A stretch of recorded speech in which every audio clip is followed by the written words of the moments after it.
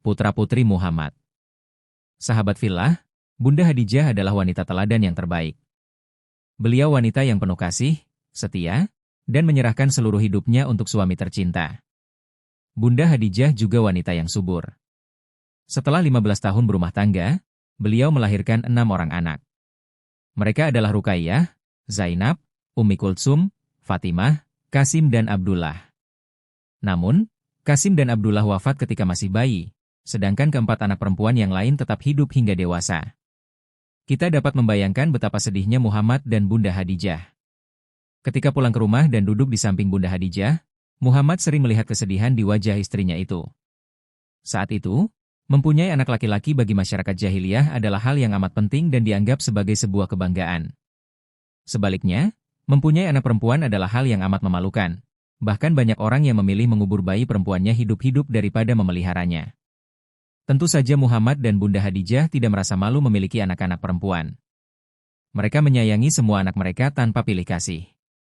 Apalagi putri bungsu mereka, Fatimah, yang saat itu berusia 5 tahun, anak cantik yang sedang lucu-lucunya. Hanya saja kehilangan 2 anak laki-laki yang masih bayi merupakan derita yang berat bagi orang tua manapun. Catatan tambahan. Kekayaan terbesar. Rasulullah pernah berkata bahwa kekayaan terbesar adalah istri yang salehah. Bunda Hadijah adalah kekayaan terbesar Rasulullah pada saat-saat paling sulit dalam hidup beliau. Rumah tangga Muhammad. Sahabat fillah, Muhammad selalu membuat suasana rumahnya menjadi hidup dengan canda dan keramahan. Beliau suka berkelakar kepada siapapun. Bukan hanya kepada istri dan putri-putrinya, beliau juga amat ramah kepada pembantunya. Anas bin Malik adalah pembantu rumah tangga Muhammad setelah beliau diangkat menjadi Rasulullah dan hijrah ke Madinah. Ia pernah ikut keluarga Rasulullah selama 12 tahun. Dengarlah apa yang Anas katakan, saya melayani Rasulullah sejak saya berusia 8 tahun. Selama 12 tahun, beliau belum pernah memarahi saya satu kali pun walau saya melakukan kesalahan. Rasulullah paling suka makan sambil duduk bersila di lantai, kata Anas bin Malik lagi. Beliau paling suka makan bersama. Beliau pernah berkata, sungguh malang orang yang makan sendirian. Rasulullah gemar makan daging, tetapi beliau lebih sering menyantap kurma dan minum susu. Kalau ada yang menyuguhinya semangkuk susu, beliau akan berkata, Allah memberi rahmat pada susu.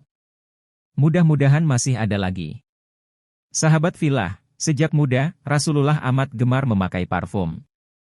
Bau wangian itu akan membuat orang-orang di sekitar beliau merasa senang. Rasulullah tidak menyukai baju berwarna merah. Beliau lebih suka baju berwarna lurik atau putih. Rasulullah juga gemar memakai surban dengan salah satu ujungnya menggelantung antara pundak. Beliau tidak pernah menggunakan baju yang seluruhnya terbuat dari sutera. Sahabat fillah, kemudian datanglah satu orang yang amat Rasulullah sayangi. Begitu sayangnya sampai beliau mengangkatnya sebagai anak. Catatan tambahan. Siwak. Rasulullah amat bersih. Beliau sangat sering berwudu. Pakaiannya juga tidak pernah kotor. Beliau selalu membawa siwak kemana-mana. Siwak adalah batang semak gurun sebesar pensil. Siwak digunakan untuk membersihkan gigi. Kalau saya tidak ingin nanti memberatkan umat, saya akan mewajibkan kegiatan membersihkan gigi, sabda Rasulullah kemudian. Zaid bin Haritsah. Suatu hari, keponakan Bunda Hadijah yang bernama Hakim bin Hizam membawa seorang budak laki-laki bernama Zaid bin Haritsah. Zaid tiba dibawa ke rumah Bunda Hadijah dalam keadaan mengenaskan. Lehernya dibelenggu sehingga ia terpaksa merangkak seperti seekor kuda. Bunda Hadijah membeli Zaid dan memperlakukannya dengan baik. Muhammad amat menyukai Zaid.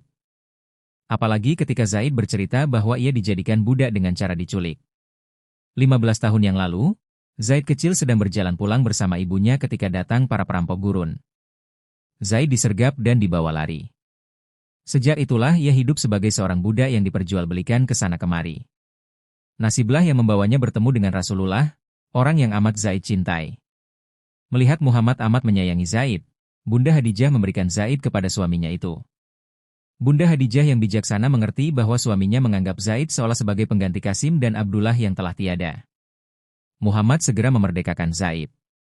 Namun, secara tidak terduga, datanglah Haritsah, ayah Zaid.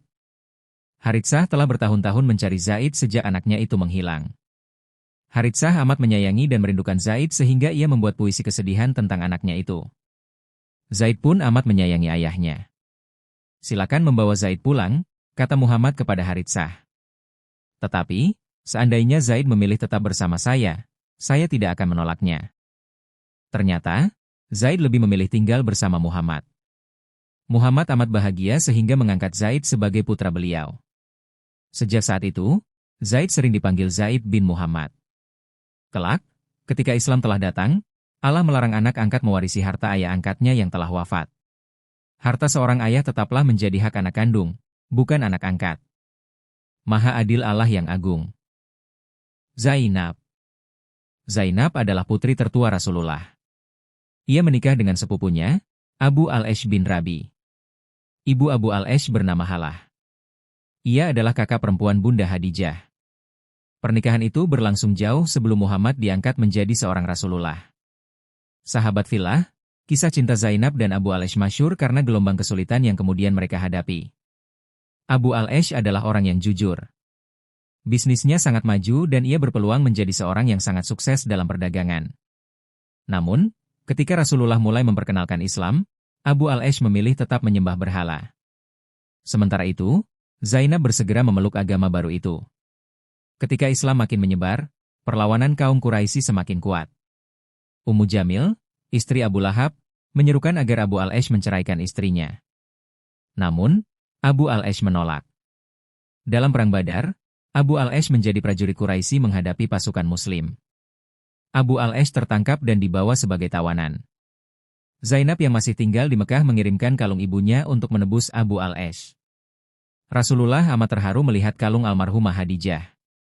"Kalau kalian berpendapat tawanan ini dibebaskan tanpa uang tebusan, bebaskanlah dia," kata Rasulullah kepada para sahabat. Para sahabat terdiam. Uang tebusan biasanya berjumlah sangat besar.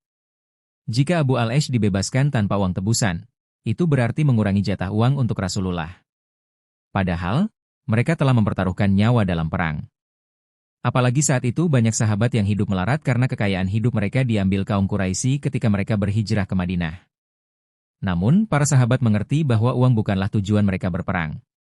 Terlebih, mereka tidak ingin melihat Rasulullah berduka memikirkan perasaan putrinya. Para sahabat pun segera membebaskan Abu al-Ash. Allah kemudian melarang pernikahan antara wanita Muslim dengan seorang kafir. Mengetahui hal itu, Zainab pun meninggalkan Abu al-Ash dan pergi ke Madinah untuk bergabung dengan ayahnya. Tentu, Zainab dan Abu al-Ash amat menderita karena harus berpisah. Namun, bagi Zainab, firman Allah berada di atas derita pribadi. Abu al-Ash pun melepas Zainab justru karena ia amat mencintai istrinya itu. Catatan tambahan. Abu al-Ash masuk Islam.